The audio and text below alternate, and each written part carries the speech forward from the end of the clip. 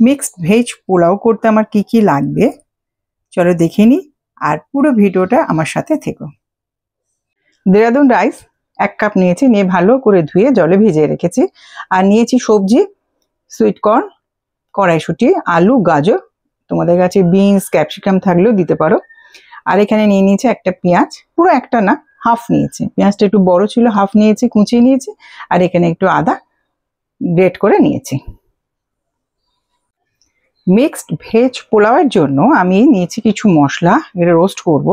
নিয়েছি জিরে, ধনে, গোলমরিচ আর মৌরি, এটা হালকা রোস্ট করে আমি কুটে নেবো, হামানদিস্তায় মোটা মোটা করে কুটে নেবো।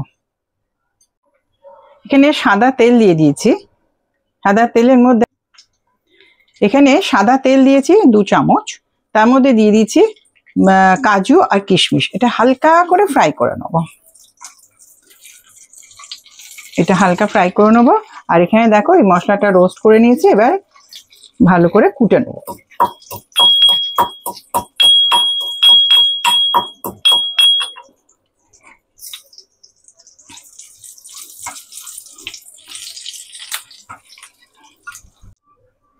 এই তেলের মধ্যে আমি একটু গাওয়া ঘি দিয়ে দিলাম।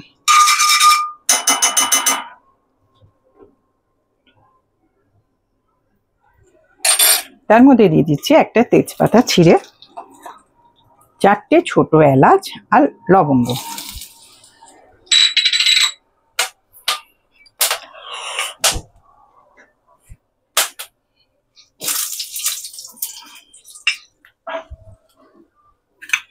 এখন দিয়ে দিচ্ছি সেই পেঁয়াজ কুচি,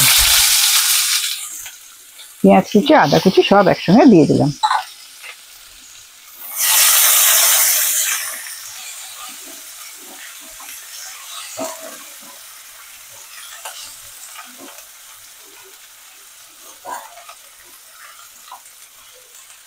একটু হালকা করে ভেজে নেবো এগুলো, যে কাঁচা গন্ধটা চলে যায়।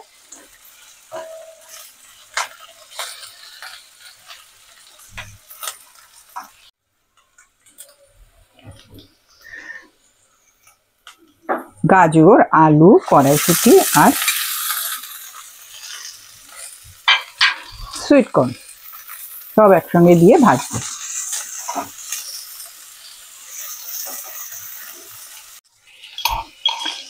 যে মশলাটা আমি রোস্ট করে রেখেছিলাম, জিরে, ধনে, মৌরি আর গোলমরিচ, এটা আমি এখন দিয়ে দিচ্ছি। একদম মোটা মোটা কুটে নিয়েছে, কিন্তু পুরোটাই দিয়ে দিলাম।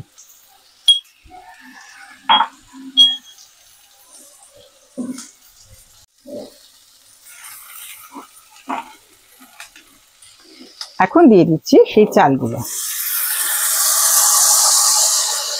অবশ্যই এটা ভিজিয়ে রেখে দেবে, 8 ঘন্টা মিনিমাম ভিজিয়ে রাখতে হবে, 1 ঘন্টা হলেও খুব ভালো হয়।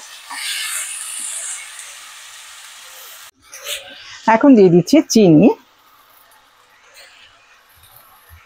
পরিমাণ মতো, তার সঙ্গে ভেজে রাখা কাজু আর কিশমিশ,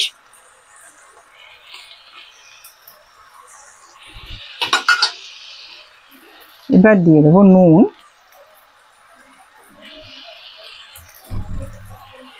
তার সঙ্গে দিয়ে দেবো দই, টক দই আমি ফেটিয়ে রেখেছি 1.5 টেবিল স্পুন। দইটা আগে থেকে ফেটিয়ে রেখে দিয়েছি, সেই দইটা আমি দিয়ে দেবো।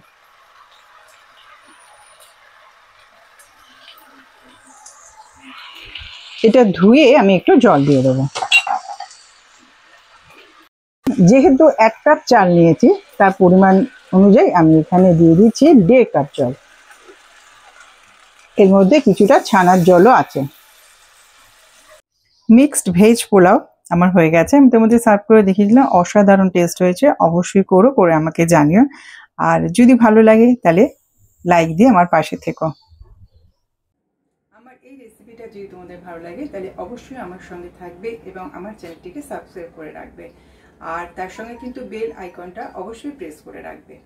আর যারা লাইক, শেয়ার, সাবস্ক্রাইব ও কমেন্টস করতে কিন্তু একদম ভুলবে না। তাহলে আজ এখানেই শেষ করছি, আবার একটা পরের ভিডিও নিয়ে আসবো। তোমরা সবাই খুব ভালো থেকো, নমস্কার।